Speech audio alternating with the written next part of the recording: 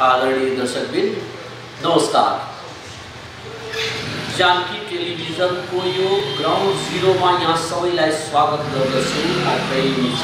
आज ground zero अन्तर्गत हामी नेपालको राजधानी काठमाडौँको कुपनटोल ब्याकेटमा पुगेका छौँ। कुपनटोल ब्याकेटभित्र के भइरहेछ हेर्न बाँकी छ। अहिले हामी हेर्छौँ भित्र के भइरहेछ, तर बाहिर जुन जाडोको मौसममा तातो खबर फैलिएको छ त्यो खबर हामीले केन्द्रित गरेका छौँ। हामी कहीँ न कहीँबाट सुन्यौँ यहाँ नेपालका इन्जिनियरहरूको भेला भइरहेछ। कस्ता इन्जिनियरहरू भेला भएछ, कतापट्टिका इन्जिनियरहरू पनि किता काट भएछ। यो देशमा कर्मचारी तन्त्र किता काट हुनु के राजनीतिक प्रभावको कारण मात्रै हो या अरू कुनै प्रभाव छ? त्यही खोतल्ने प्रयास ग्राउन्ड जिरोमा म प्रेमचन्द्र झा गरेछु र आज यहाँ कुपनटोल पुगेछु। कुपनटोलको यो कार्यक्रम के को हो भन्ने बुझ्न खोज्दा प्रत्यक्ष रूपले तपाईँ एकैछिनमा हेर्नुहुन्छ भित्रपट्टि के हुँदैछ। तर बताइयो यो कार्यक्रम आज राष्ट्रिय इन्जिनियर सङ्घको भेला भनौँ या एकीकरण, नेपाल तराई इन्जिनियर समाज जो एउटा ठुलो सङ्गठन हो, जो राजनीतिक दलसँग आबद्धित छैन, राजनीतिक विचारसँग आबद्धित छैन, त्यो मात्रै पेसाकर्मीहरूको एउटा सङ्गठन मानिन्छ। त्यो सङ्गठन आखिर किन राजनीतिक संरक्षण खोज्न पुग्यो? यो जुन राष्ट्रिय इन्जिनियर सङ्घ निर्माण भएको छ यो जसपा भित्रको पूर्व राजपाका नेताजीहरूको निर्माण गरेको सङ्गठन हो। राजपाको नेताजीहरूको सङ्गठनसँग आज नेपाल तराई इन्जिनियर समाज किन एकीकरण हुन खोज्दैछ यो पनि खोतल्ने हामी प्रयास गरौँला। तर यसमा केही कुरा बुझ्न खोज्दा हामीलाई प्रत्यक्ष रूपले जानकारी हो चुनावमा जानको लागि कहीँ न कहीँ राजनीतिक संरक्षण चाहिँदो रहेछ। राष्ट्रिय इन्जिनियर सङ्घ यदि मिलेन भने, यदि यो नेपाल तराई इन्जिनियर समाज एकीकरण गरेन भने भोलि चुनावमा जान नसक्ने अवस्था आउने प्रावधान यो देशमा छ। यो देशमा कहीँ न कहीँ सिन्डिकेट चलिरहेछ। कहीँ न कहीँ राजनीतिक संरक्षण बिना कुनै गुटहरूलाई चुनावमा नजान दिने। भर्खरै हामीले एउटा सङ्घर्षको कुरा सुनेको थियौँ। असोज 24 गते एउटा निर्वाचन हुनेवाला थियो, जुन निर्वाचन निजामती कर्मचारीहरूको छाता सङ्गठनको लागि थियो र त्यो निर्वाचनमा सहभागी हुनको लागि पनि त्यहाँ न्यूनतम 10% सङ्गठनमा सदस्यता हुनुपर्ने प्रावधान थियो। जबकि सबैलाई थाहा छ मधेसी निजामती कर्मचारीहरूको सङ्ख्या जम्मा 9.5% छ यो देशभरिमा र थ्रेसहोल्ड 10% को छाता सङ्गठनमा जान 10% जानुपर्ने। त्यस्तै त कहीँ यहाँ खेल भइरहेको छैन। इन्जिनियरहरू पनि त्यहीबाट तर्सिएका छन्। 5000 भन्दा बढी सङ्ख्या रहेको यो नेपाल तराई इन्जिनियर समाज किन सहभागी हुन पाइरहेको छैन? त्यसैको उत्तर खोज्नु भएछ आज राष्ट्रिय इन्जिनियर सङ्घसँग एकीकरण गरेर। जो मान ठाकुर, राजेन्द्र महतो यसभित्र अतिथिको रूपमा हुनुहुन्छ, अर्कोतिर केशव झा हुनुभएछ, इकबाल अहमद हुनुहुन्छ। इकबाल अहमद जो पूर्व मन्त्री पनि हुनुहुन्थ्यो उहाँ हुनुहुन्छ यो भित्र। दिगम्बर झा जस्ता व्यक्तित्वहरू इन्जिनियरहरू यसैभित्र हुनुहुन्छ भने भरत शाह जो युवा क्रान्तिकारी इन्जिनियर मान्नुहुन्छ, परिवर्तन चाहनुहुन्छ, देशमा निर्माण गर्न चाहनुहुन्छ, उहाँहरूको पनि सहभागिता छ। भगवान झा जस्तो समाजसेवी इन्जिनियर पनि त्यही भित्र हुनुहुन्छ। उहाँहरू किन आज भेला हुनुभएछ? प्रष्टै हुन्छ। निर्वाचन आइसकेको छ। इन्जिनियरहरूको निर्वाचनमा यसपालि मधेसीहरू कहीँ न कहीँ आफ्नो छाप छोड्न चाहन्छ र हामी यसै सन्दर्भमा कुराकानी गर्ने प्रयास पनि गर्दैछौँ। केहीसँग केही भाषणहरू तपाईँ सुन्न पाउनुहुन्छ नेताजीहरूको। देशमा राजनीतिक माहौल तातिएको बेला के भन्नुहुन्छ मान ठाकुर, के भन्नुहुन्छ राजेन्द्र महतो सुन्न पाउनुहुन्छ यही कार्यक्रमभित्र। यहाँ इन्जिनियरहरू आखिर देश निर्माण गर्ने जो ठिक्का लिएको हुन्छ त्यो इन्जिनियरहरूलाई कहाँ कठिनाइ छ सुन्नुहुनेछ तपाईँ। हामी एक एक गरेर तपाईँलाई त्यो सबै कुरा देखाउनेछौँ। तर बताइदिउँ अहिले नेपालमा एकीकरण हुने, पार्टी एकीकरण हुने माहौल सिद्धिसकेको छ र पार्टी खण्डित हुने माहौल तयार भइसकेको छ। भर्खरै नेकपा विभाजित भएको छ दुई खण्डमा। अधिकारिकताको लागि सङ्घर्ष चलिरहेछ दुई समूहमा। एकातिर ओलीजी हुनुहुन्छ भने अर्कोतिर माधव नेपाल र प्रचण्ड गुट छ। यस्तै गरेर जसपामा पनि आन्तरिक द्वन्द्वले छोडेको छैन। भर्खरै हामी जनकपुर पुगेका थियौँ, त्यहाँबाट ग्राउन्ड जिरोमा यहाँलाई देखायो जसपा भित्रको युवा संगठन जो समाजवादी पार्टीको युवा संगठन मानिन्छ, समाजवादी युवा सङ्घ, त्यसको प्रशिक्षण चलिरहेको थियो 2 दिनको। आज यहाँ इन्जिनियरहरूको भेला, त्यो पनि सबै पक्षको होइन, समाजवादी पार्टीसँग जोडिएको इन्जिनियरहरूको समाज यसमा आज उपस्थित छैन। किन हो? एकीकरणको यो सुरुवात या कहीं न कहीं पार्टी फुटको आधार, महान ठाकुर राजेन्द्र महतोजी कहीं पार्टी फुटको आधार त तय गर्न लाग्नु भएको छैन। सोच्ने बेला छ, आफै निर्णय गर्नुपर्ने छ। तपाईहरुले हाम्रो काम हो, हामी तपाईलाई प्रत्यक्ष रूपले ग्राउन्ड जिरोमा के भइरहेछ यो देखाउने गरेका छौं। तपाई हेर्दै राख्नु होला शान्ति टेलिभिजन। अहिले भर्खरै हामी भित्र प्रवेश गर्दै छौं, त्यसपछि तपाईलाई प्रष्ट रूपले छुट्टिनेछ कुन समूह आज उपस्थित छ र के हुँदैछ, आगामी दिनमा के हुनेवाला छ। हाम्रो स्वतन्त्रतालाई नै समाप्त पार्छ।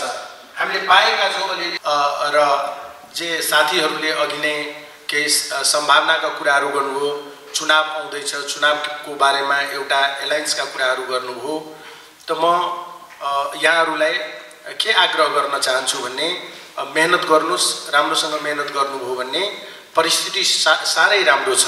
अहिले पार्टी पनि एउटा राष्ट्रव्यापी रूपमा यो मुलुकमा एउटा विकल्प स्थापित गर्ने अभियानमा यो पार्टी अगाडि बढेको छ। यहाँहरूको पनि धेरै नै सम्भावना हुनेछ। यहाँहरू मेहनत गरेर अगाडि बढ्नुस्, यहाँहरूको भविष्य उज्जवल छ भन्दै म आफ्नो 2 शब्द यही विराम दिन्छु। धन्यवाद, नमस्कार। धन्यवाद। हाम्रो केशव झाज्यूले धेरै नै राम्रो कुराहरू भन्नुभयो र अब हामीले हाम्रो कार्यक्रम अगाडि बढाउने क्रममा अब हामीसँग टाइम एकदम हाम्रो अध्यक्षज्यूहरूसँग कम भएकोले कारणले गर्दा हामीले कार्यक्रम हल्का छोट्याएको छौँ र कार्यक्रमलाई अगाडि बढाउने क्रममा आफ्ना मन्तव्य राखिदिनका लागि जनता समाजवादी पार्टी नेपालका वरिष्ठ नेता माननीय राजेन्द्र महतोज्यूलाई हामी मञ्चमा बोलाउन चाहन्छौँ। जोरदार तालीका साथ उहाँलाई स्वागत गरिदिनु होला। अवस्था तो आप लोग जानते हैं, देश में अभी प्रतिगमन हुआ है, संविधान के ऊपर प्रतिगमन हुआ है। संविधान में जो बात नहीं है उस हिसाब से संविधान का दुरुपयोग क्या कहा जाए, संविधान के ऊपर को हुआ है और जन निर्वाचित प्रतिनिधि सभा को विघटन कर दिया गया है। अकाल में उसकी मृत्यु हो गई है। तो ये अवस्था है। तो इसके विरोध में हमारी पार्टी संघर्ष कर रही है। ये अलोकतांत्रिक और संवैधानिक जो प्रधानमंत्री के.पी. ओली के द्वारा जो काम हुआ है, इसके विरोध में हमारी पार्टी सड़क पर है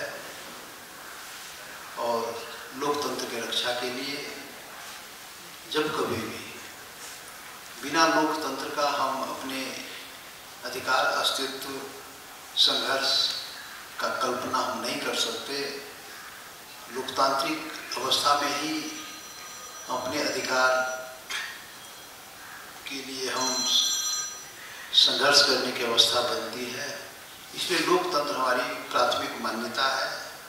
लोकतांत्रिक मूल्य मान्यता के लिए हम जब कभी भी लोकतंत्र के ऊपर जब खतरा, किसी प्रकार का खतरा महसूस होता है, खतरा उत्पन्न होता है, उस अवस्था में हम लोग लोकतंत्र की रक्षा के लिए हम आगे बढ़ते हैं। और अभी भी लोकतांत्रिक मूल्य मान्यता के ऊपर आक्रमण हुआ है, इसलिए हम लोग लोकतांत्रिक मूल्य मान्यता की रक्षा के लिए हम सड़क पर हैं। प्रथम चरण के कार्यक्रम हम लोग संपन्न कर चुके हैं और दूसरे चरण का कार्यक्रम अभी चल रहा है। अभी तैयारी जो 25 गते से जो कार्यक्रम होना है विरोध का पूरे देश में, उसकी तैयारी चल रही है और 25 से लेकर के माघ 7 गते तक दूसरे चरण के कार्यक्रम में हम लोग हैं। तो सवाल ये उठता है कि ये प्रतिगमन जो अभी के.पी. ओली के द्वारा हुआ है, ऐसा प्रतिगमन ये पहली बार है क्या? संविधान के ऊपर प्रतिगमन लोग कहते हैं कि इससे पहले भी कई बार इस देश में प्रतिगमन हुआ है और इस संविधान में प्रतिगमन तो बनाते वक्त ही हुआ है। जब संविधान बन रहा था उसी वक्त यही लोग प्रतिगमन किया था। उस समय केपी ओली लगाए सभी मिलकर के किया था। केपी ओली, प्रचंड, कोइराला लगाए कांग्रेस, एमाले, माओवादी, मुख्य पार्टियां सभी मिलकर के प्रतिगमन किया था संविधान बनाते वक्त। संविधान बनाने से पहले हम सभी इस देश में बेहतर के लिए, अच्छे संविधान के लिए, संघीय लोकतांत्रिक गणतांत्रिक अवस्था में इस देश में सबका संविधान बने, सबके लिए संविधान बने। हिमालय, पहाड़, तराई मधेश में रहने वाले सभी वर्ग, समुदाय, जाति के लिए संविधान बने। हमारे मधेश के लिए बने, मधेसी के लिए भी बने, आदिवासी जनजाति के लिए भी बने, थारू के लिए भी बने, दलित के लिए बने, महिला के लिए बने, मुस्लिम के लिए बने, सब के लिए बने। सभी ने आंदोलन भी किया था, संघर्ष किया था। मधेश आंदोलन हम लोग किए थे 64 साल फाल्गुन 16 गते 8 सूत्रीय समझौता हुआ था। उस 8 सूत्रीय समझौता में ढेर सारी बातें कही गई थी। दर्जनों शहादत के बाद वो समझौता हुआ था और कहा गया था कि ये संविधान बनेगा संविधान सभा के द्वारा, तो इन बातों को, मधेश की इस समस्याओं को उसमें लिपिबद्ध किया जाएगा। लेकिन जब संविधान बनाने की बातें हुई तो उसको रस्सी की टोकरी फेंक दिया गया था। उसी से प्रतिगमन हुआ था। यही लोग प्रतिगमन किए थे। माओवादी जनयुद्ध में 17,000 लोग मारे गए थे। माओवादी जनयुद्ध का जो एजेंडा था क्या संविधान में आया?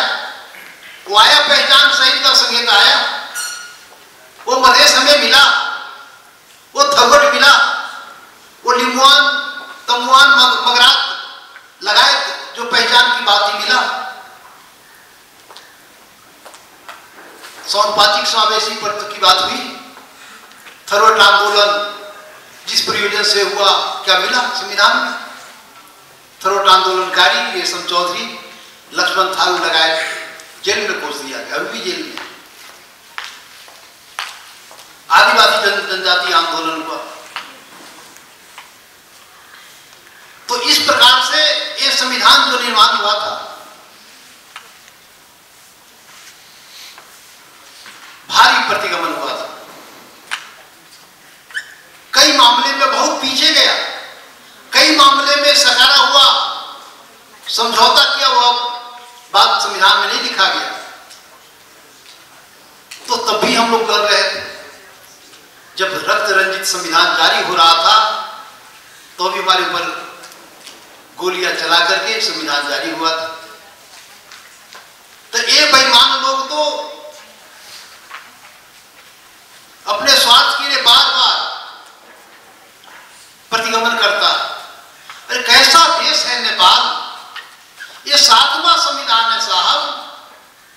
1-2 संविधान से काम नहीं चला, 7 संविधान बना नेपाल में, लेकिन अभी भी काम नहीं चल रहा, अभी भी सबके लिए संविधान नहीं बना।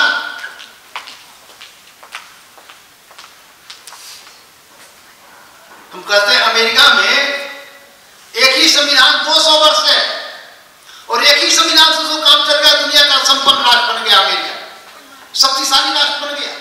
यहां 7 वर्ष में क्या कहते हैं 70 वर्ष में 7 संविधान बने, लेकिन वो सभी का संविधान नहीं बन पाए। क्या मतलब होता है? क्या कारण है कि बार बार यहां आंदोलन हो, जनता मरे लड़े, और जब संविधान का निर्माण हो तो उस जनता के लिए संविधान न बने।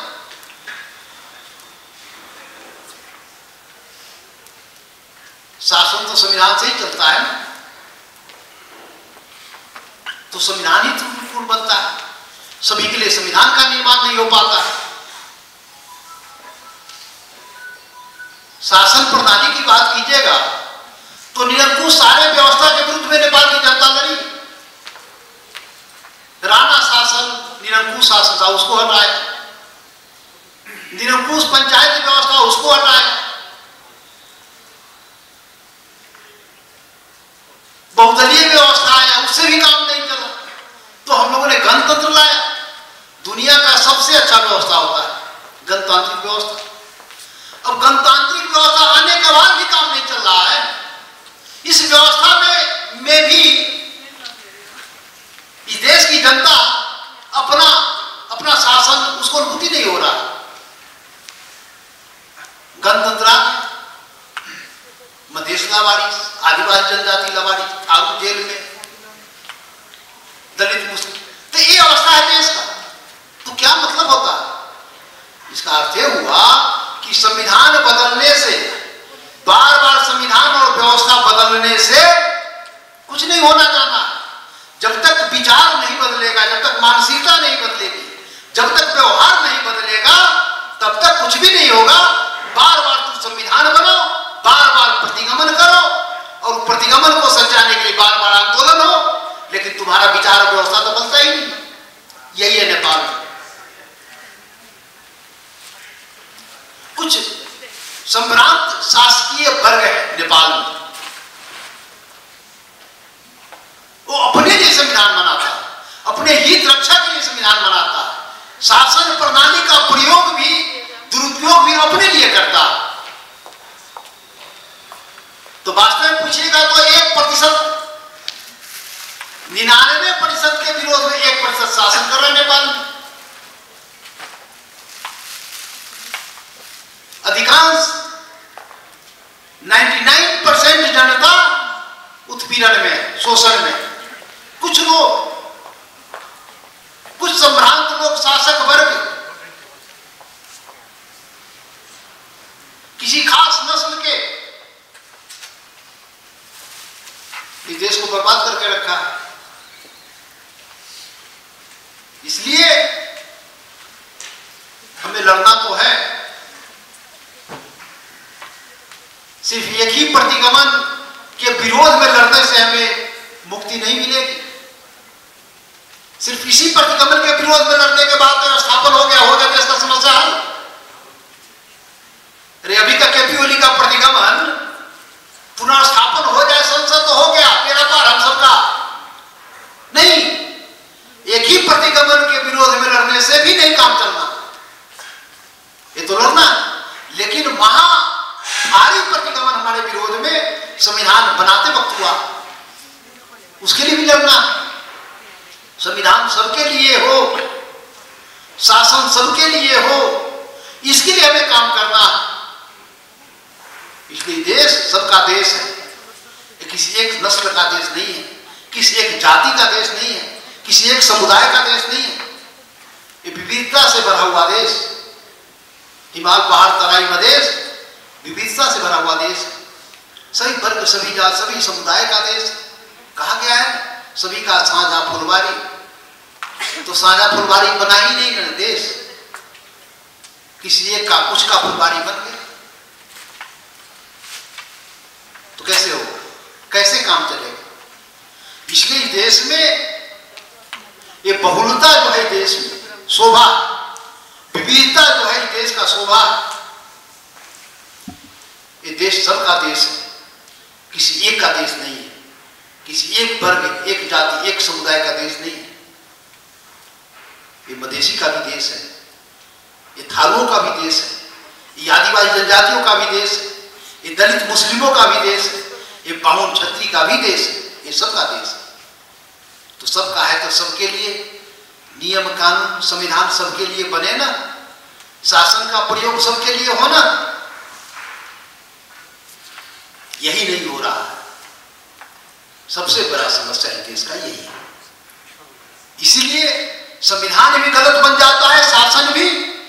जैसा भी बैनर टांगो, कह दो संविधान सभा से बना, 2/3 से बना, लेकिन तुम्हारा मानसिकता तो गलत है ना, तो उसका ऊपर तो गलती होगा ना। गणतंत्र आ जाए, लेकिन गणतांत्रिक व्यवस्था में भी तुम्हारा शासन करने का मानसिकता, एकल मानसिकता जो है वो बालक है। ये बहुलता है देश में, बहुराष्ट्रीय राज्य।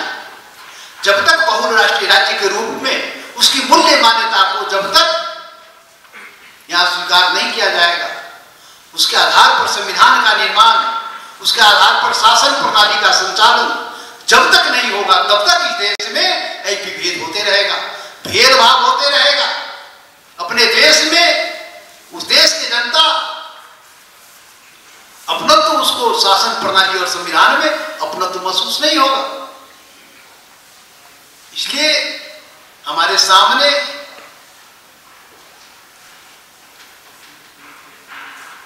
एक बहुत बड़ा, हम तो कहते हैं एक बहुत बड़ा एक आंदोलन, एक क्रांति की आवश्यकता है देश में। जितनी भी आंदोलन क्रांति हुआ सब रास्ते पर अटक गए, सब रास्ते मंजिल पर पहुंचा ही नहीं। मधेश आंदोलन हुआ, मंजिल पर नहीं पहुंचा, रास्ते पर अटक गया, नहीं मिला उसको अपने लक्ष्य, उसको प्राप्त नहीं हुआ। थारू आंदोलन हुआ, वो भी रास्ते पर जेल में चला गया। आदिवासी जनजातीय आंदोलन हुआ, वो भी चौराहे पर रह गया। जो भी आंदोलन हुआ, माओवादी आंदोलन हुआ, उसका भी लक्ष्य पूरा नहीं हुआ। जितने भी आंदोलन हुआ उसका लक्ष्य पूरा नहीं हुआ। तो हमको तो लगता है कि एक पूर्णता, टोटल रिवॉल्यूशन जो कहा जाता है, पूर्ण क्रांति की आवश्यकता है, राष्ट्रीय आंदोलन की आवश्यकता है। सभी को मिल करके इस देश में जितना भी ये लोकतांत्रिक आंदोलन का जो कार्यभार है पूरा हुआ ही नहीं। लोकतांत्रिक आंदोलन का कार्यभार पूरा करने के लिए जितने भी आंदोलन का बाकी सारा एजेंडा को मिलकर के लड़ना पड़ेगा। एक बार सारे को मिलकर के, मधेसी, आदिवासी, जनजाति, मुस्लिम, थारू, सबको मिलकर के, सभी को मिलकर के एक राष्ट्रीय आंदोलन की कल्पना करनी पड़ेगी। और तब जाकर के सबके लिए देश, सबके लिए शासन, सबके लिए संविधान, इस प्रकार की मान्यता के साथ हमें आगे बढ़ना पड़ेगा। और ये तब जाकर के देश समृद्ध देश बनेगा। प्रकृति ने सब कुछ दिया इस देश को। प्रकृति ने, नेपाल इतना वरदान तो बहुत कम देश को मिला। छोटा देश है, 3 करोड़ जनसंख्या, छोटा आबादी, लेकिन प्रकृति ने सब कुछ इसको दिया। जो दुनिया में जिस देश को नहीं मिला वो नेपाल को मिला। आप सभी विद्वान, इंजीनियर, सब पूरा ज्ञाता लोग बैठे हुए हैं। वो प्रकृति जो वरदान दिया उसको प्रयोग हुआ होता तो आज कंगाली हालत में नेपाल होता। दुनिया के सबसे गरीब राष्ट्र के दर्जे में नेपाल का नाम आ गया। क्या मतलब होता है? दुनिया के सबसे संपन्न राष्ट्र के दर्जे में नेपाल का नाम आना चाहिए ना, क्यों नहीं आया? क्या कमी है? जल स्रोत में आप लोग कहते हैं दूसरा स्थान है, ब्राजील के बाद नेपाल का दूसरा स्थान है।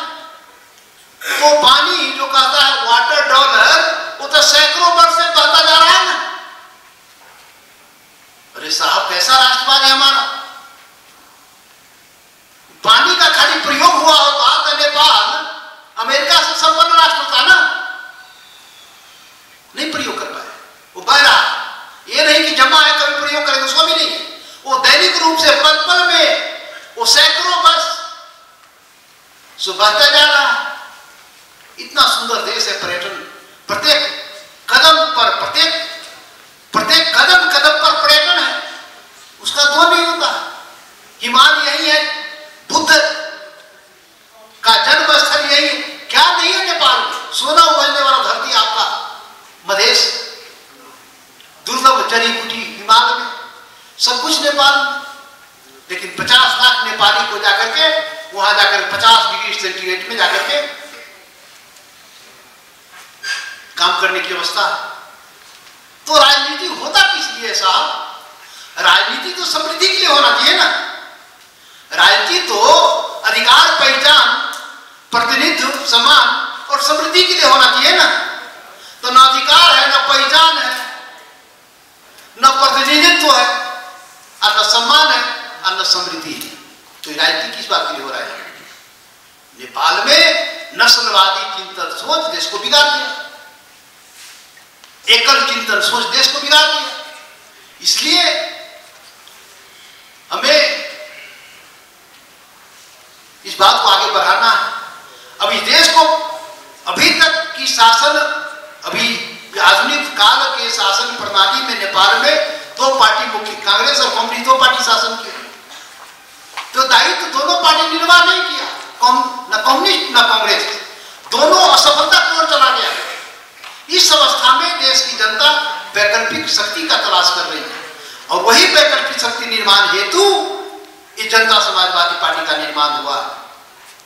देश को विकल्प देना, वो जो लक्ष्य जो मैंने अभी भी बताया, उस लक्ष्य को प्राप्त करना, देश को समृद्धि की ओर ले जाना और देश में सभी का अधिकार, सभी का पहचान और सभी का शासन प्रणाली में हो और उसका संविधान में उसकी व्यवस्था हो।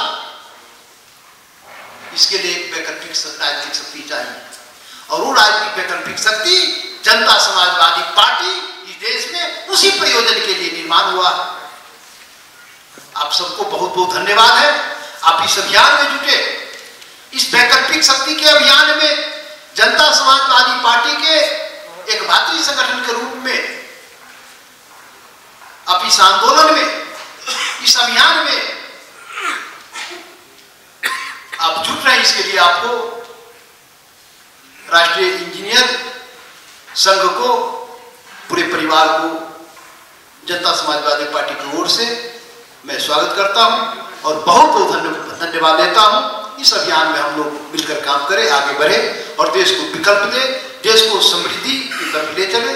और जो नारा खाली लगा कर रखा है नस्लवादी केपी ओली, सुखी नेपाल, क्या कहते हैं, सुखी नेपाली और समृद्ध नेपाल, वो नारा बनाकर रखा है, उसको व्यवहार में हम लोग लागू करेंगे। इस अभियान में हम लोग लगे। बहुत बहुत धन्यवाद। इंजीनियर साथियों, पत्रकार मित्रों, आप सभी को हमारे तरफ से हार्दिक अभिवादन है और जय मधेश।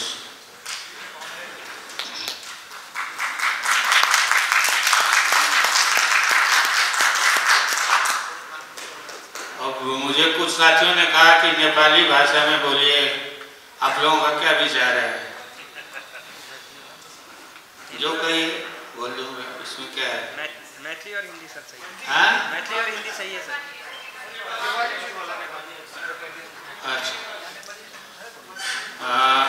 ठीक है सर, तब को विचार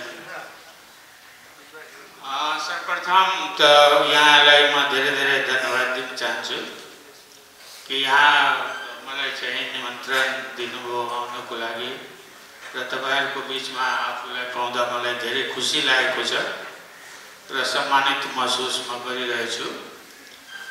जहाँसम्म पेशाको सवाल छ त इन्जिनियरिङ पेशा एउटा बहुतै मर्यादित, सम्मानित र आफूले आर्जन गरेको योग्यता दक्षताको आधारमा छ, कसैले दिएको उपाधि होइन यो। त्यसै कारण भ्रमवश यदि कसैले कुनै किसिमको आरोप लगाउँछ भने त्यो भ्रम बाहेक अरू केही छैन। समाजमा तपाईहरुको भौतिक विकास र निर्माण सम्बन्धी जति पनि काम छ त्यो तपाईहरु नभइकन अगाडि बढ्नै सक्दैन र मनुष्यको हामी तपाईको प्रकृति दुईटा शोध, चिन्तनको दुईटा शोध मानिन्छ, एउटा आध्यात्मिक र अर्को यो भौतिक या वैज्ञानिक। त प्रकृतिसँग हाम्रो के सम्बन्ध छ? वास्तवमा तपाईहरुले नै निर्माण विकासको माध्यम छ त्यो सम्बन्ध बताउनुहुन्छ, चाहे त्यो औजारसँग सम्बन्धित हो, चाहे अन्य विकाससँग, निर्माणको सम्बन्धमा अन्य विकाससँग सम्बन्धी हो। त्यसैकारण धेरै मैले भने नि कि धेरै सम्मानित र यो मर्यादित पद हो। अब नबुझ्नेले त जे पनि बुझ्न सक्छ, त्यो अर्कैमा त्यसमा हामीले ध्यान पनि दिनु हुँदैन, आफ्नो काम गरिरहनु पर्छ। र मलाई यो पनि खुसी लागेको छ कि तपाईहरुको चिन्तनमा मधेसको विकास, मधेसको निर्माण, मधेसलाई कसरी समृद्ध गर्ने, कसरी अगाडि बढाउने यो चिन्तन तपाईहरुमा आइसकेको हुनाले पनि यो एउटा बहुतै सबैको लागि चाहिँ इतिहास उत्साहवर्धक कुरा हो। र किनकि मधेस अहिले चाहिँ बहुत पिछडिएको अवस्थामा छ र विकासको दृष्टिकोणले उसको स्थान धेरै तल पर्छ उसमा सम्पूर्ण देशको विकासको तुलना गर्दाखेरि मधेसको विकास चाहिँ धेरै तल्लो स्तरमा छ र तपाईहरुले सोचिदिनु भएछ र गरिरहनु भएको छ।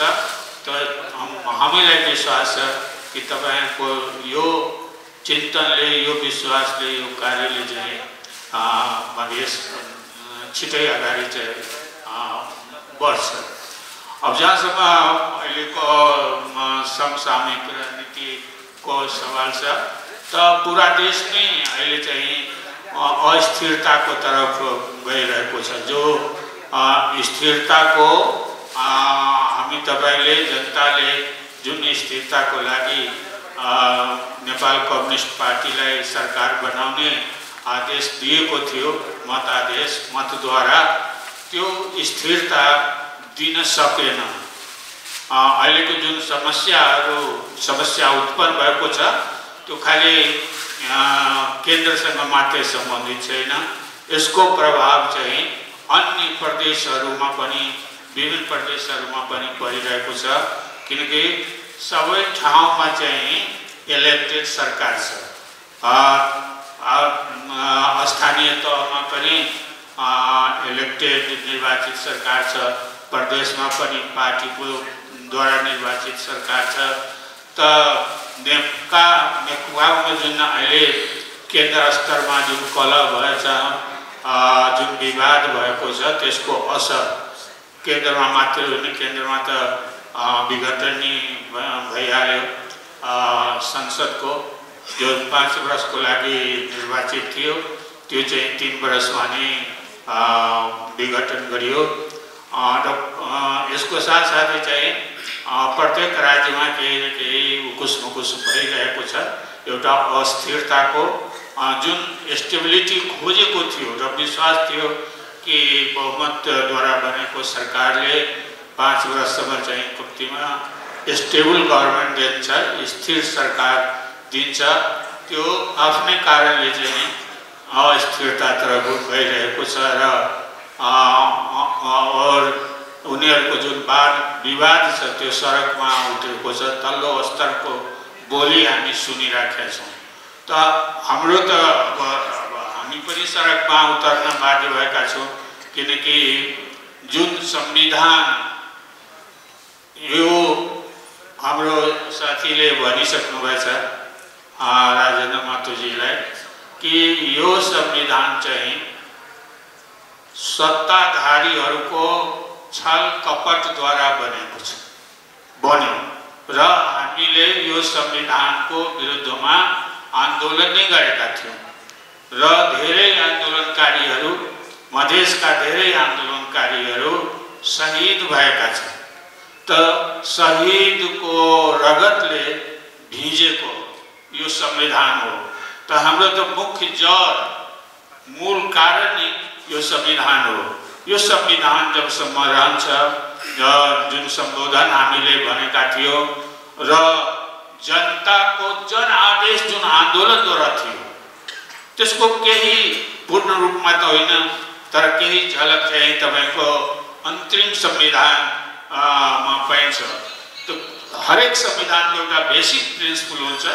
त्यो बेसिक प्रिन्सिपल अहिलेको संविधानको के हुनुपर्ने थियो त एउटा त अन्तिम संविधान किनकि त्यो जनताको डाइरेक्ट आन्दोलनकारीहरूद्वारा चाहिँ त्यो संविधान अन्तिम संविधान बनेको थियो र यो संविधान जुन छ त्यो आन्दोलन भएको थियो त्यो आन्दोलनको आधारमा जो प्रयास अन्तिम संविधान गरेको थियो त्यो प्रयास छल कपटले गर्दा चाहिँ भएन। जबकि अन्तिम संविधानको प्रस्तावनामा नै भनेको थियो कि संविधान सभामा राजनीतिक सहमतिको आधारमा संविधान बनाउने हो। तर त्यो राजनीतिक सहमति गरेन किनकि जो पीडित पक्ष थियो तिनीहरूलाई समेटेर राजनीतिक सहमतिको आधारमा त्यसलाई चाहिँ समेट्न सकेन। त्यसमा यो संविधान चाहिँ असफल भएको छ, असफल भयो।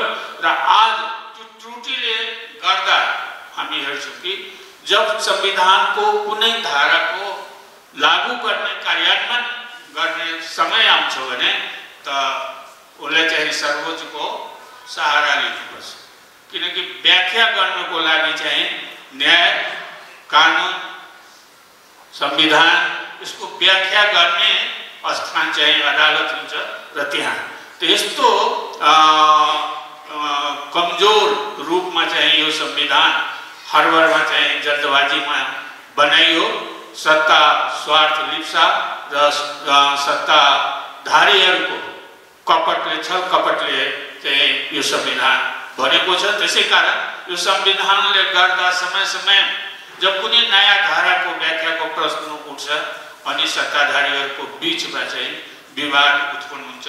और त्यही विवादको अहिले चाहिँ असर परिरहेको छ कि अब यो संविधान पनि अन्य संविधान जस्तै बनाउनेहरूको द्वारा निर्ध्वस्त हुन्छ कि समाप्त हुन्छ कि त्यो आइसकेको छ। र एउटा आन्दोलनको रूप चाहिँ लिइसकेको छ। जनताको विभिन्न समुदायहरूद्वारा, नागरिक समाजहरूद्वारा, अनेक अलग अलग समुदायहरूद्वारा चाहिँ सडकमा चाहिँ नित्य हामी हेर्छौँ कि जुलुस प्रदर्शन, विरोध प्रदर्शन चाहिँ भइरहेको छ। र हामी त झन् पीडित नै भयौँ किनकि सरकारलाई, राज्यलाई नेप्लिज स्टेट जुन छ, स्टेटको जुन संरचना छ त्यो चाहिँ विभेदपूर्ण छ। र त्यो विभेद ऐतिहासिक रूपमा जनआन्दोलनमा चाहिँ स्वीकार गरिएको थियो कि नेपाल चाहिँ जातीय, क्षेत्रीय, भाषा, संस्कृति, लैंगिक, श्रम आदि, धर्म आदिको आधारमा ऐतिहासिक रूपमा नै विभेद पीडित छ। र यहाँ निरङ्कुश शासन, निरङ्कुश स्टेटद्वारा त्यो विविधतालाई निरन्तरता दिएको छ। त्यसै कारण निरङ्कुश शासनको अन्त गरेर यो जुन विभेद छ त्यो विभेदलाई समाप्त गर्ने, अन्त गर्ने। त कुन आधारमा? त हामीले देख्यौँ कि आइडेन्टिटीको आधारमा, जातीय, क्षेत्रीय, महिला, भाषा, संस्कृति, धर्म आदिको आधारमा यो आइडेन्टिटी हो। आइडेन्टिटी अनेक किसिमको, एउटै आइडेन्टिटी हुँदैन। धर्मको आइडेन्टिटी हुन्छ।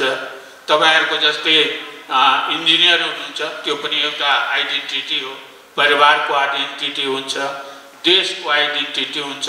अब हामी मधेसमा धेरै जसो मधेसको यहाँ उपस्थिति हेर्छु म, त मधेसमा बस्नेलाई मधेसी भन्छन् हैन। अब यहाँबाट हामी बाहिर जाने हो भने त हाम्रो आइडेन्टिटी नेपालीको रूपमा चिनिन्छ।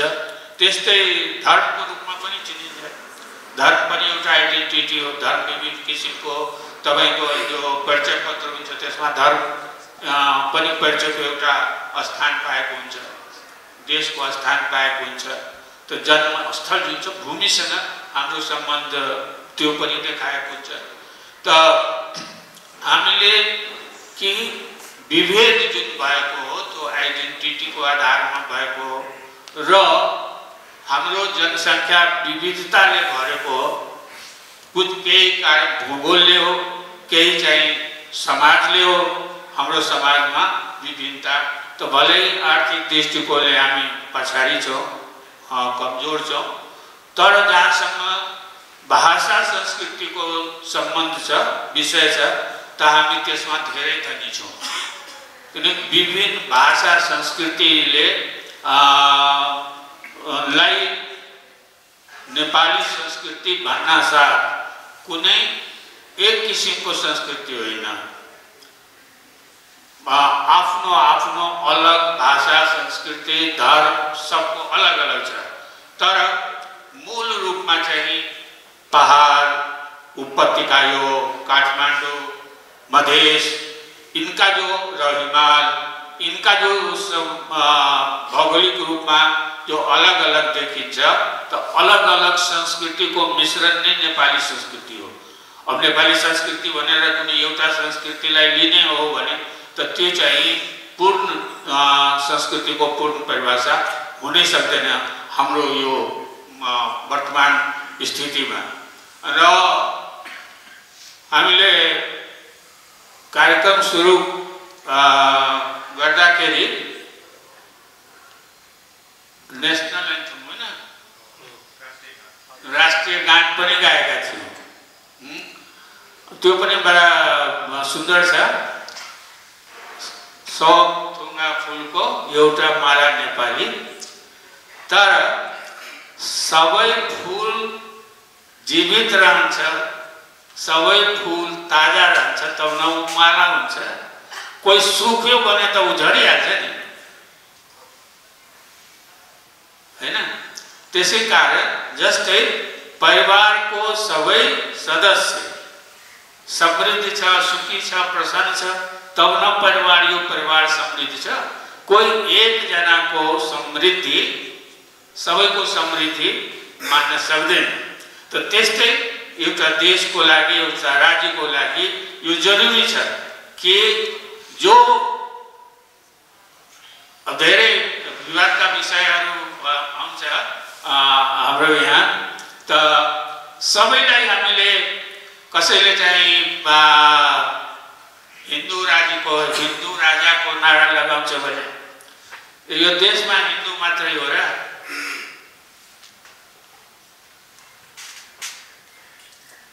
प्राचीन कालदेखि नै बौद्ध धर्म यही उत्पत्ति भएको छ हैन। बुद्धको मतलब त ज्ञान, गौतम बुद्ध भए मतलब ज्ञानी भए, तो यही को देन हो नि। अब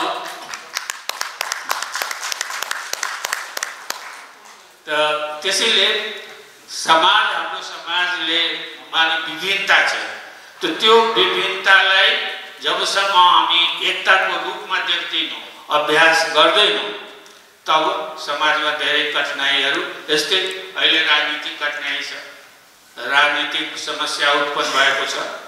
कहिले अन्य समस्याहरू यदि समेटेर हामी सबै मिलेर जाँदैनौँ भने त अन्य किसिमको समस्याहरू चाहिँ उठिनेछ। त्यो त्यसैले सतर्क हुनुपर्छ। र हाम्रो उ पनि छ एउटा चाहिँ असर हाम्रो देशमा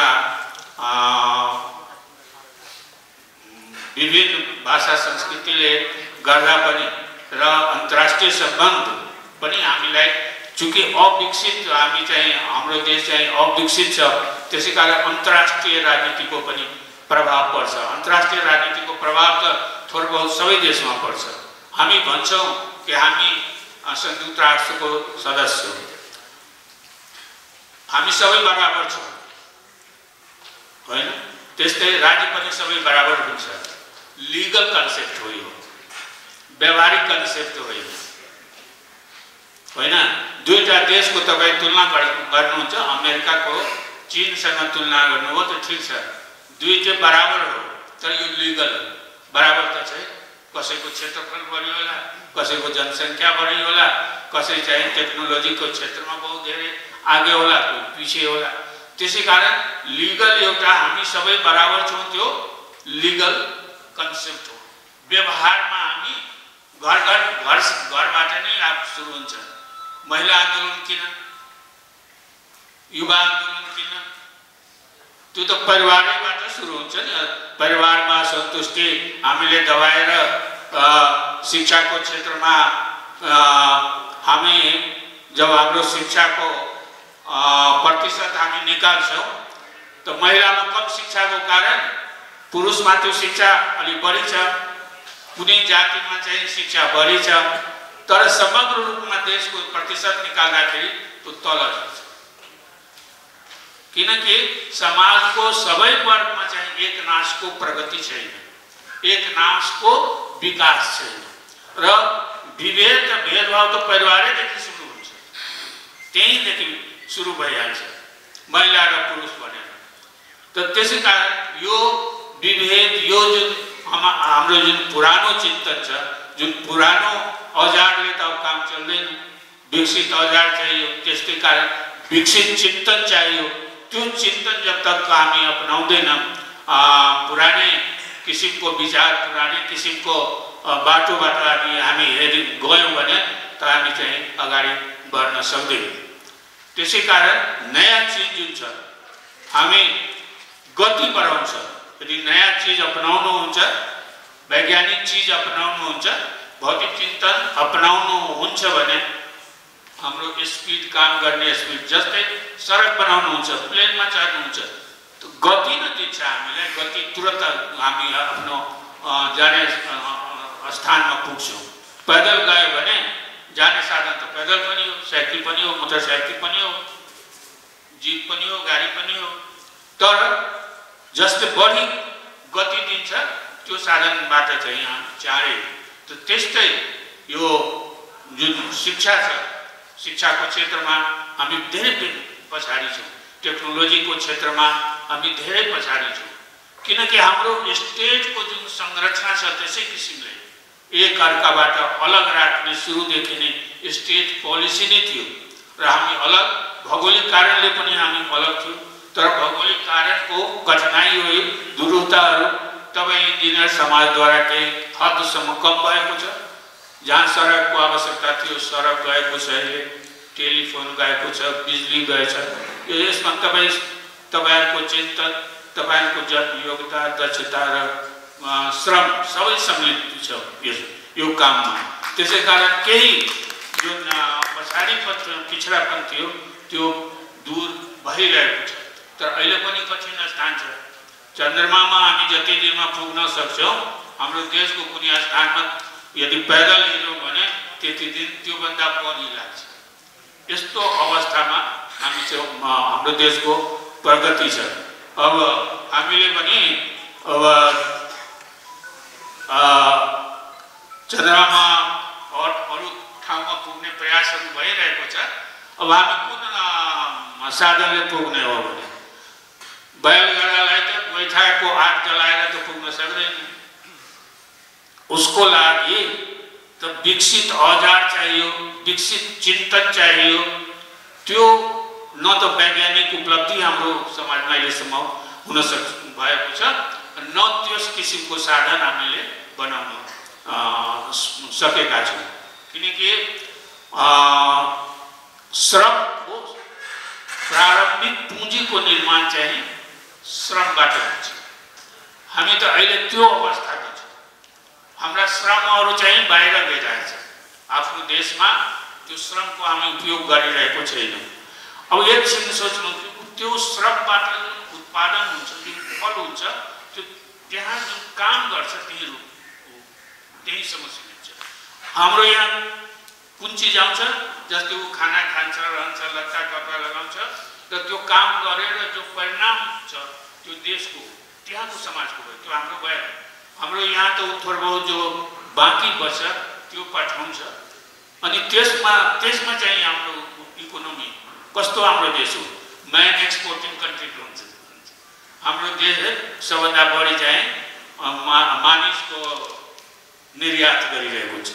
सारा चिज फुडमा पहिले चाहिँ हामी एक थियौँ, अहिले फुडको बाहिरबाट चाहिँ सबै चिज मगाउनु परिरहेको छ। अब हामी तपाईँहरू मधेसको पहिले दुध, घी, तरकारी, अन्न सब उतातिर जान्थ्यो, सीमापार जान्थ्यो, सीमाको बजार। अहिले तिनीहरू सब चिज उतैबाट हुन्छ, तरकारी पनि उतैबाट हुन्छ, दाल पनि उतैबाट हुन्छ, चामल पनि उतैबाट हुन्छ। सब चिजमा चाहिँ हामी पछाडि परिरहेका छौँ। किनकि जीवन निर्वाहको जुन औजारहरू, जुन साधनहरू छ, त्यो साधनहरू हाम्रो विकसित छैन। त्यो औजारहरू चाहिँ अमेरिका अगाडि छ, चीन अगाडि छ, भारत अगाडि भयो, किन? उसको जीवन निर्वाहको साधनको जुन औजारहरू छ, जुन जसबाट उत्पादन हुन्छ, त्यो औजारहरू विकसित भएको छ। हामीले त्यो विकसित गर्न सकेका छैनौँ। त्यही विकास निर्माणको काममा हामी लागेका छौँ कि हाम्रो औजारहरू विकसित हुन्छ। त्यो त तपाईहरुको देन हो, तपाईहरुले नै गर्न सक्नुहुन्छ, त्यो क्षमता तपाईहरुमा नै हो। त्यसैले यो आन्दोलन वास्तवमा हाम्रो आन्दोलन यो मधेसको आन्दोलन छ, जनजातिको आन्दोलन छ, यिनीहरू सब संविधान त्रुटिपूर्ण जुन संविधान छ त्यसले गर्दा यी घटनाहरू समय समयमा जब कुनै बेला सरकार बनाउने आउँछ अनि संविधानको खोजी कुण्डारा त्यहाँ चाहिँ व्याख्या गर्ने अवस्था हुन्छ, त्रुटि त्यहाँ त्रुटि देखिहाल्छ। त्यस्तै अहिले चाहिँ संविधानको त्रुटि चाहिँ देखियो, जुन धाराहरूको आधार लिएर विघटन गरिएको छ, अब त्यो धाराहरू चाहिँ त्रुटिपूर्ण देखिएको छ, त्यसको व्याख्या हुने अवस्था आयो र हामी भन्छौँ कि त्यो प्रधानमन्त्रीलाई त्यो अधिकार छैन, यो अलोकतान्त्रिक हो, यो असंवैधानिक हो। त असंवैधानिक हो भने त जब संविधानमा छैन भने त कहाँ संविधानको पन्ना गायब छ, अब अर्को पन्ना थप्ने हो कि? यो त्रुटिहरू वास्तवमा यो त्रुटिहरू त्यसै त्रुटि कम्तीमा 200-300 त्रुटि छ। जो हामीले पुरा संविधानको अध्ययन गर्ने हो भने 280 देखि 300 के लगभगमा त्रुटिहरू। भाषा त्रुटि त छँदैछ, भाषा त्रुटि बाहेक जो प्राविधिक त्रुटिहरू हुन्छ त्यो त्रुटिहरू यो संविधानमा छ र त्यसैकारण हामी चाहिँ यो संविधानको अहिले हामी पनि आन्दोलनमा छौँ, हाम्रो पार्टी पनि आन्दोलनमा छ, तर हाम्रो मूल को संविधानको विरोधमा हामीले चाहिँ सम्झौता पनि भएको छ। हेर्नुस् एउटा कारण के छ कि यो संविधानले गर्दा यो संविधानको संशोधनको माग गर्दा मधेसका धेरै नौजवानहरू शहीद भएका छन् र अहिले पनि धेरै नौजवानहरू जेलमा यातना सहिरहेको छ। हाम्रो चाहिँ सांसद थिए जेलमा, प्रदेश सभाका सांसदहरू माथि चाहिँ मुद्दा छ, मन्त्रीहरू माथि मुद्दा छ, अनि प्रदेशको मन्त्रीहरू माथि मुद्दा छ, हाम्रो मेयरहरू माथि मुद्दा छ र अन्य नेताहरू माथि मुद्दा छ। अब लोकतन्त्रमा आफ्नो अधिकारको लागि माग गर्दाखेरि हामीले यो यातना सहनु परेको छ, यो बलिदान दिनु परेको छ। अब कुन सिस्टममा चाहिँ हाम्रो चाहिँ कुरा सुन्ने हो, कुन सिस्टममा चाहिँ हामी बोल्न पाउने हो? जब हामी बोल्दाखेरि, सडकमा जाँदाखेरि, भाषण गर्दाखेरि गिरफ्तार हुन्छौँ भने त्यो अहिले पनि छ, हाम्रो लागि त्यो अहिले पनि छ, किनकि भ्रम एउटा पालिरहेको छ। स्टेटले जो पीडित पक्ष छ, महिला, मधेसी, जनजाति, आदिवासी, थारू धेरै सोझा, सिम्पल र अनेस्ट जनसङ्ख्या हो हाम्रो समाजको। तर सबलाई थाहा छ, प्रधानमन्त्रीजी आफ्नै मुखले भन्नुभएछ मलाई कि रेशम चौधरी निर्दोष हो, घटनाको दिनमा त्यो त्यहाँ थिएन, तर आजीवन कैदको सजाय दियो। लक्ष्मण थारूलाई 3 वर्ष जिल्ला अदालत, कुन अदालत हो? जिल्ला अदालत। छोडेको कुन अदालत हो? जिल्ला अदालत। अब छोडेको सफाई पाएको थियो, तर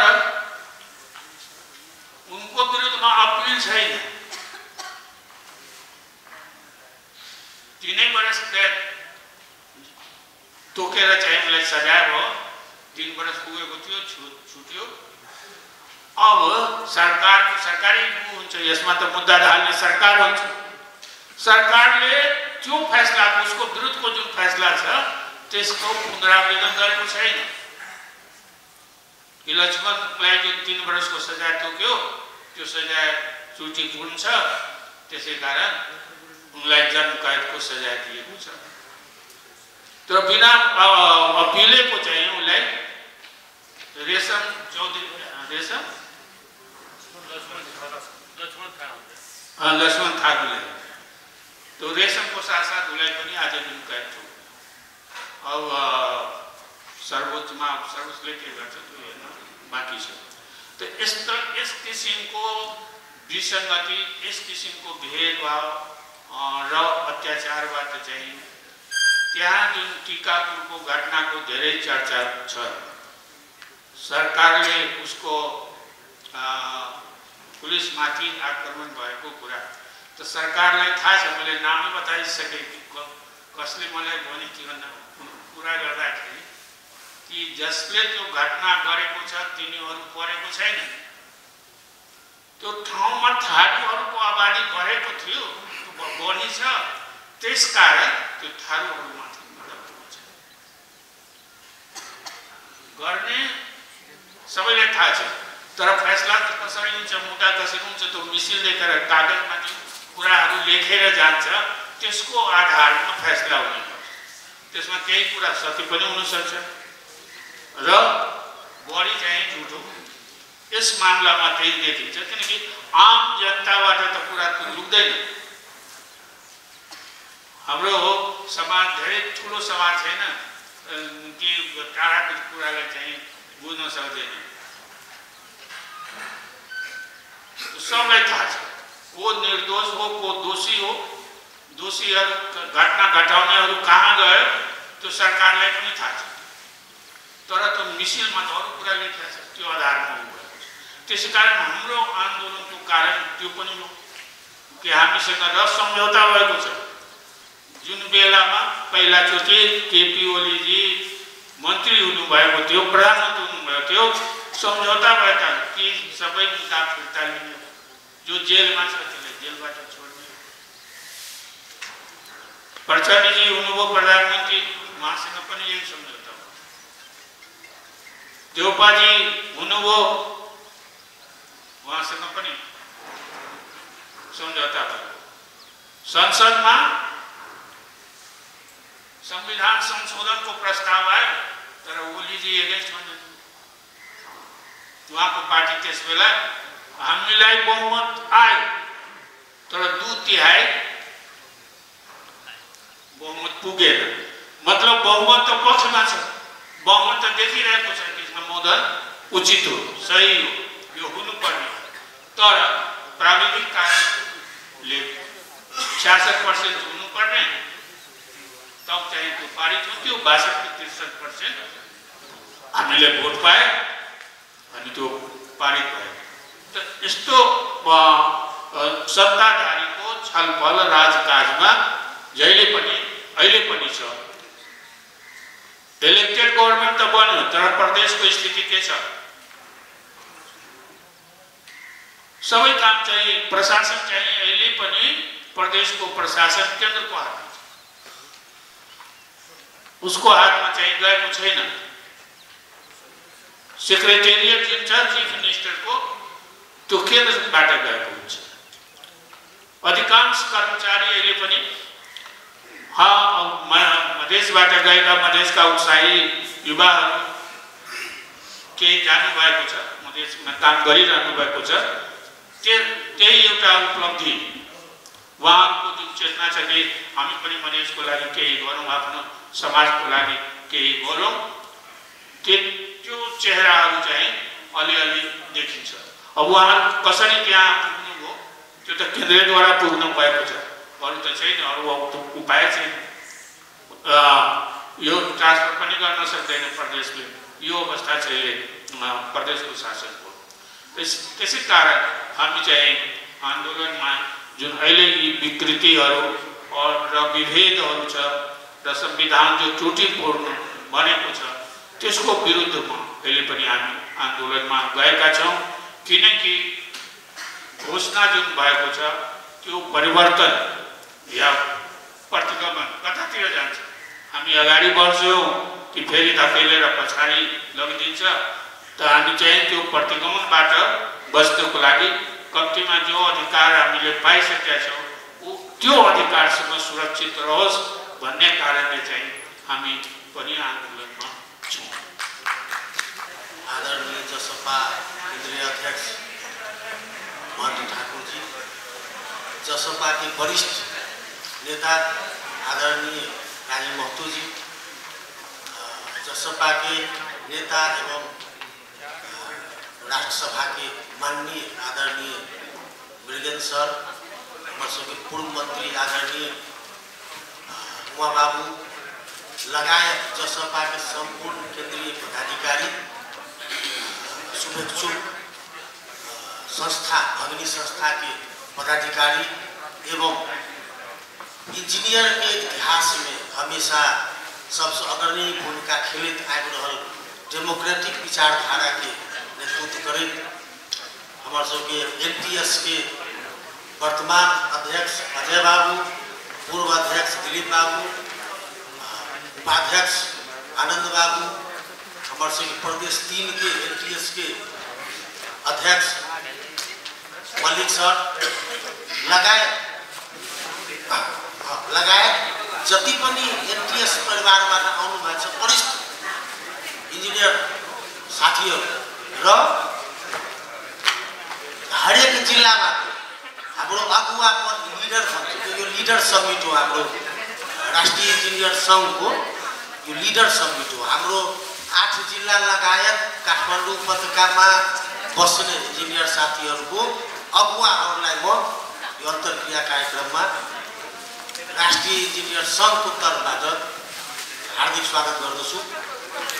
तपाईहरुले अमूल्य समय व्यतीत गरेर यति बेर बस्नुभयो र हाम्रा जसपा, जसको हामी शुभेच्छुक संस्था छौँ, अग्नि सङ्गठन छौँ, त्यसका आदरणीय नेताजीहरूबाट केही शब्दहरू सुन्नुभयो, मार्गदर्शनहरू उहाँहरूले गर्नुभयो।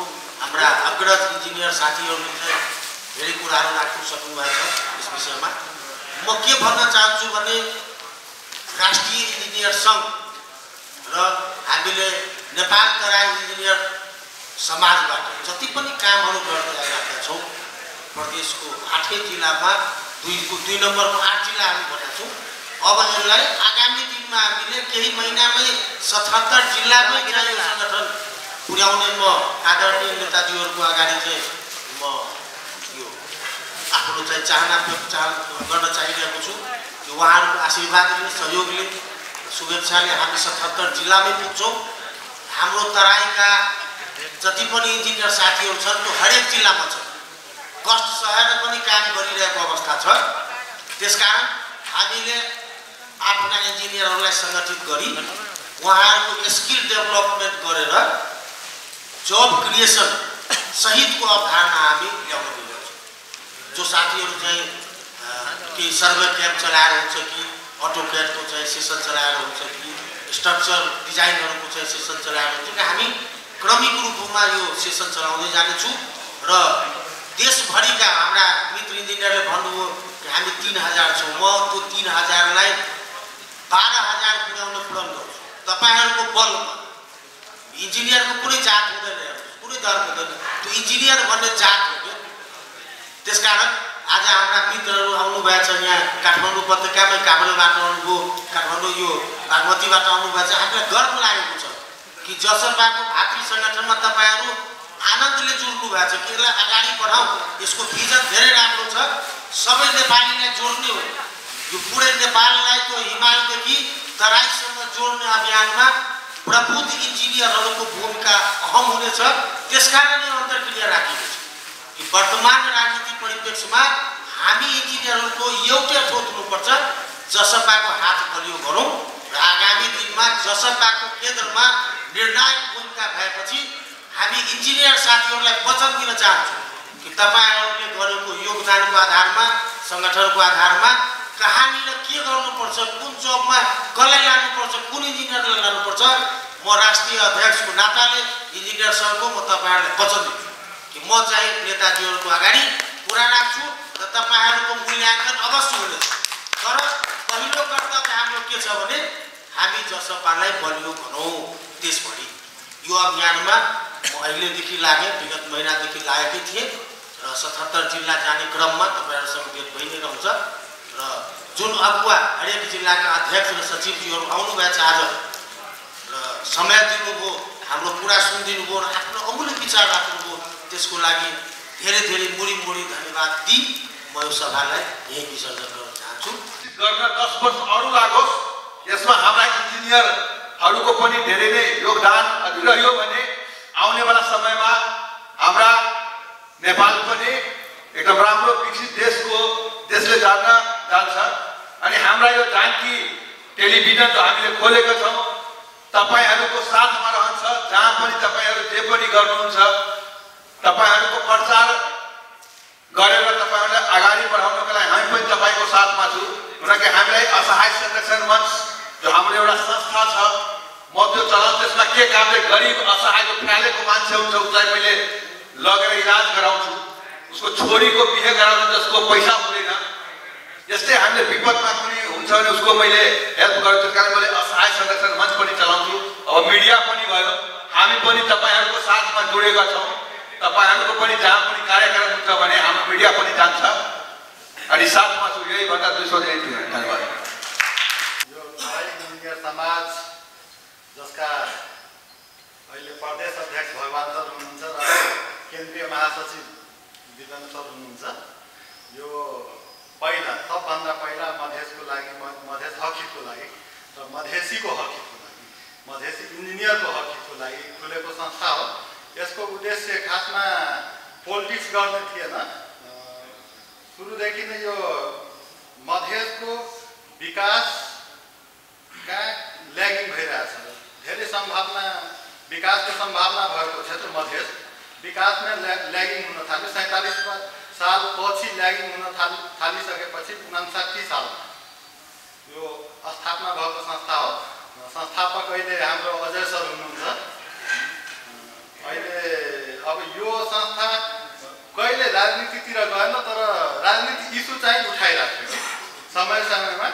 र यो अहिले हाम्रो अतिथि हुनुहुन्थ्यो मोहन ठाकुरजीहरू, उहाँहरू काङ्ग्रेसमा हुनुहुन्थ्यो। हामीले उहाँहरूलाई बोलाएर सद्भावनामा राजेन्द्र महतो हुनुहुन्थ्यो, विमलेन दिदीहरू, चित्रलेखा यादव, मधेसका जति पनि नेताहरू थिए सबैलाई बोलाएर मधेसको इस्युमा कार्यक्रम हो। र हामीले हाम्रा साथीहरूको बिचमा रहेको उहाँहरूको क्षमतालाई, उहाँको खुबीलाई, सङ्गठन निर्माण गर्ने क्षमतालाई उजागर गर्न खोजेको हो। र हाम्रो इन्जिनियर अनिल मण्डल भाइ बोल्दै गर्दाखेरि हाम्रा भूतपूर्व महासचिव निवर्तमान अध्यक्षज्यूको तर्फबाट आयो कि अनिल मण्डलजीलाई केन्द्रमा एउटा राम्रो पदमा राख्नुपर्छ र त्यही कुरालाई नजर गर्दै हामीले उहाँलाई केन्द्रको सचिवमा राख्छौँ ताकि हामीलाई सहयोग होस् र मलाई काठमाडौँबाट कम जान परोस्। त्यसै गरी अब यो चुनावमा जितिएला नजितिएला केन्द्रमा प्रदेशमा त म बोल्नुभन्दा पनि साथीहरूले बोल्नुभयो।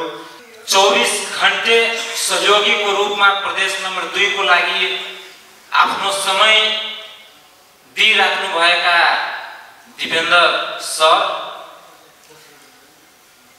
अनि हरेक जिल्लाका जति पनि अध्यक्षहरू हुनुहुन्छ र मलाई त बढीजनासित परिचित अहिले भएको छैन, पछि कहीँ होला। हामी 8 जिल्लामा यो झन्डै 40 दिन छ हामीसँग। यो 40 दिनलाई हामी व्यापक सदुपयोग गर्छौँ र केन्द्रमा एलायन्स कसरी बनाउने भन्ने कुरा संस्थाले केन्द्रीय पदाधिकारीलाई जिम्मा दिनेछ। र भगवान सर अलिकति ध्यान दिनु होला। हाम्रो यहाँ कुरा के आयो कि भगवान झा सर अब राष्ट्रिय इन्जिनियर सङ्घको केन्द्रीय अध्यक्ष हुनुभयो, अब प्रदेश 2 मा कसले चुनाव लड्ने? अब हामीले अहिलेसम्म प्रचार गर्दाखेरि सङ्गठन निर्माणमा हाम्रो दिशा भगवान झा सरले चुनाव लड्नुहुन्छ भन्ने कुरो हामीले राखेका छौँ र उहाँको नामले नै विपक्षीहरू अलि सशङ्कित छन्। उहाँसँग कसरी अगाडि बढ्ने? अब मर्यादा क्रमको हिसाबले कुनै पनि संस्थाको केन्द्रीय अध्यक्षले केन्द्रमा सङ्घमा चुनाव लड्नुपर्ने हो। अब पहिला पो उहाँ नेपाल क्राइम इन्जिनियर समाजको प्रदेश नम्बर 2 को अध्यक्ष हुनुहुन्थ्यो। अब त उहाँ नेपाल इन्जिनियरिङ सङ्घको केन्द्रको अध्यक्ष हुनुभयो। अब यसमा हामी अहिले मेरो विचार के छ भने भोलि चुनावको नोमिनेसनको टाइममा विभिन्न प्रकारका अङ्क गणित हेरेर, विभिन्न प्रकारको तालमेल हेरेर, समीकरण हेरेर, आखिरमा यसमा त सीमित भोटर छन्, हामीले त्यो लिस्ट हेर्न सक्छौँ। त्यो लिस्ट हेरेर को हाम्रो छ, को अरूको छ, एउटा क्यालकुलेसन गर्छौँ। सजिलो जित देखियो भने हामीले अर्का उम्मेदवार पनि सार्न सक्छौँ। अन्तमा होइन अलि टसन जस्तो देखियो भने निश्चित रूपमा भगवान सरलाई नै ल सर हजुर नै गएर चुनाव लड्नु पर्छ भन्ने अवस्था हुन सक्छ। किनभने नेपाल इन्जिनियर एसोसिएसनको चुनावको इतिहासमा यो हामी पहिलोचोटि मधेसी धारका इन्जिनियरहरू चुनाव लड्न जाँदैछौँ। हामी सबभन्दा पहिले 8 जिल्लाको जुन भन्नुभयो नि साथीहरू, सदस्यता बनाउनु नै ठुलो कुरा होइन, बनेका सदस्यहरूबाट भोट लिनु ठुलो कुरा हो उहाँले भन्नुहुन्छ। त्यसकारण चाहिँ हामी खालि सङ्गठन विस्तार गरौँ, खुला रूपले मित्रहरू हामी माघ फर्स्ट विकको कुरा गर्दैछौँ, हामी जनकपुरमा भेला हुँदैछौँ 8 जिल्लाको। त्यसमा हामी एक दिन बन्द सत्र राखौँ र यदि म बाहेक जित्न सक्छ भने त्यसलाई उठाउँ। म चाहिँ सङ्गठनमा अब देशभरि लाग्दैछु, मलाई त चाहिँ फुर्सदै हुँदैन होइन। तर यो पनि ध्रुव सत्य छ कि हामीले त्यो एनटिएस भनौँ राष्ट्रिय इन्जिनियर सङ्घ त्यो प्रदेश 2मै जितेको, अरू ठाउँमा चान्स छैन अहिलेको अवस्थामा। अहिलेको हामी त्यो भोटले कुनै एउटा निर्णायक चाहिँ केन्द्रमा भूमिका खेल्न सक्छौँ, त्यसै नाउँमा चाहिँ 2-4 सिट लिन सक्छौँ त्यो कुनै ठाउँमा। तर केन्द्रको चाहिँ आफै स्वतन्त्र लडेर जित्ने अवस्था छैन जबसम्म हामी 77 जिल्लामा पुगेपछि हामी राष्ट्रिय सङ्घलाई साकार गरेपछि यो राष्ट्रिय भनेको छ, राष्ट्रिय इन्जिनियर सङ्घ भनेपछि 77 जिल्लामा हुनुपर्छ हाम्रो उपस्थिति। हाम्रा तराईका मित्रहरू हुनुहुन्छ, यो काठमाडौँका मित्रहरू, विभिन्न फ्याकल्टीका मित्रहरू, हामी सबै ठाउँमा जान्छौँ। हरेक ठाउँमा सबभन्दा पहिले एडहोक कमिटी बनाउँछौँ। त्यसपछि राष्ट्रिय इन्जिनियरको राष्ट्रिय राजनीतिमा कस्तो भूमिका खेल्ने अर्को कार्यकालमा हाम्रो जबरदस्त रोल हुन्छ, एकदम जबरदस्त हुन्छ। अहिले चाहिँ फिल्डमा त्यसै सङ्गठन त हुँदैन। त्यो हाम्रो महासचिवलाई थाहा छ, यो दौडेर चाहिँ काठमाडौँमा कतिचोटि उहाँले जानु परेको छ, कति गाह्रो छ सङ्गठन गर्नु। यहाँ एकातिर चाहिँ जोड्या छैन कि अर्कोतिर तोड्ने मान्छेहरू तयार हुन्छ। हाम्रै सुशील झाजी सिकार हुनुहुन्छ, त्यसको उहाँको 7-8 जना साथीलाई हाम्रै नाउँमा बोलाएर पार्टीको यो सङ्गठनमा प्रवेश गराएको छ। एनटिएसबाट अन्यमा प्रवेश हेर्नुहोस् त कस्तो चाहिँ दुर्भाग्यको कुरा हो। त्यो ठगी धन्दाले हामी जम्मा भएको होइनौँ। यहाँ हामी चाहिँ सबैलाई समेटेर हामी उहाँले ठिक भन्नुहोस्, हामीले 1000-1200को सङ्ख्यामा यदि हामी 8 जिल्ला मिलाएर हुन्छौँ त्यो ठुलो कुरा होइन। हिजोसम्म तपाईँलाई एउटा टुक्रा भन्नुहोस् कति तितो अनुभव भएको छ, हाम्रो साथीलाई थाहा छ। म मुख्यमन्त्री स्वच्छता अभियान चलाएको कोअर्डिनेटर हो 8 जिल्लाको। सबै सांसद मेरो सम्पर्कमा छ, 107 जना, पक्ष विपक्ष दुवै। उहाँ 12मा जानुभयो, मैले 12को सांसदलाई फोन गरेँ कि यसो हाम्रो शुभेच्छु संस्था एनटिएस छ, त्यो नेपाल तराई इन्जिनियर समाज, त्यसको गठनमा सहयोग गरिदिनुहोस् तपाईँ। उसको काम म गरिरहेछु, मेरो काम त गर्छ। हाम्रै जुन प्रतिद्वन्दी भन्छन् आफूलाई, तिनीहरूले के फोन गरेको छ, त्यो हाम्रो त्यो जसपाको शुभेच्छु भइरह्यो, यो नेपाल तराई इन्जिनियर समाज छुट्टै छ। अर्कोतिर चाहिँ त्यो कङ्ग्रेसको सांसदहरू आउँछन् काम लिन, म उसको काम गरिदिन्छु। म भन्छु अरे यार मेरो पनि हेर न अलिकति, के भन्छ त्यो, यो हाम्रो प्रजातान्त्रिक होइन, यो सिडेन होइन, यो चाहिँ एनटिएसको छुट्टै हो, हाम्रो शुभेच्छु होइन। त हामी कसको शुभेच्छु त तपाईँ विचार गर्नुहोस् त। कस्तो विपरीत परिस्थितिमा हामी 8 जिल्लामा सङ्गठन बनाएको छौँ। We know very well. तपाईँहरू त्यही सपुत हो नि, सबै जिल्लाको अगुवा लिडरहरू हुन्छन्। कति गाह्रो हो तपाईँहरूलाई जोड्नु, कसले साथ दियो तपाईँले? सबले तानातान गर्नुको अलावा केही गरेका छ त? न हामीलाई कङ्ग्रेसले सघाउने, न हामीलाई जसपाले सघाउने, किनवाला भन्छ म कम्युनिस्टको शुभेच्छुको तपाईँलाई एनटिएस ल्याएको चिन्दैन एनटिएस के हो बागर हो त्यो हाम्रो एनटिएसको ब्यानरमा हामीले जति पनि सङ्गठन बनायौँ त्यसमा 90% जसपाको एक पक्ष जो बुझ्दछ कि यो भगवान झा र यो दिपेन्द्र शाहको टिम चाहिँ राम्रो छ इन्जिनियरहरूको लागि प्रदेशमा सबै नेताले सघाएर आज यो अवस्थामा आएको छ चाहे राम गोविन्द यादव होस् चाहे सिंहासन शाह होस् माननीय प्रसाद होस् चाहे सप्तरीको चाहिँ भीम होस् यादव होस् चाहे धनुषाको चाहिँ अन्य जसपा लिडरहरू हुन्छ या सर्लाहीको हाम्रो मुकेश भाइहरू छ मनिषहरू छ सबै चाहिँ 99% जसपाले सघाएको छ हामी कसको शुभेच्छुक संस्था हो भारतीय जनता होइन शुभेच्छुक संस्था कसको भन्ने तपाईँहरू भन्नुहोस् न छातीमा हात राखेर भन्नुहोस् जसले हामीलाई जन्मदिन र विस्तार गर्नमा सघायो हाम्रो पनि त मोडल छ नि हामी इन्जिनियर छौँ नि हामी इथिक्स पालन गर्छौँ मोडल छ हामीसँग हामी उसँग जाने कि नजाने र एनटिइएसको चाहिँ अस्तुत 8 जिल्लामा विस्तार गर्नमा जसपाको नेताहरू स्थानीय नेताको केन्द्रको नेता होइन स्थानीय नेता कोही दिव्याजीको साथी होला कोही डाक्टर साहब अजयजीको साथी होला कोही भगवान झाको साथी होला कोही दिलीप बाबुको साथी होला एउटा दिलीपजी मात्रै मैले हेरेको छु है हाम्रो डेमोक्रेटिक सिजन बोल्नु थियो जो आफ्नो सप्तरीमा गएर टाइम दिएर नेपाल तराई इन्जिनियर समाजको राहतमा पनि भाग लिनु र सङ्गठन विस्तारमा पनि भाग लिनु त्यो चाहिँ सिडेनको योगदान उहाँ सिडेनको बिल्कुल हो म उहाँलाई मान्छु हाम्रो आनन्दजीले सघाइरहेको छ जो सघाएको छ त्यसलाई हामीले एप्रिसिएट गर्छौँ र हामीले पनि सङ्घमा केन्द्रमा चाहिँ त्यो चाहिँ विचार गर्छौँ कि हाम्रो वास्तवमा शुभेच्छुक सिडेनमा को छ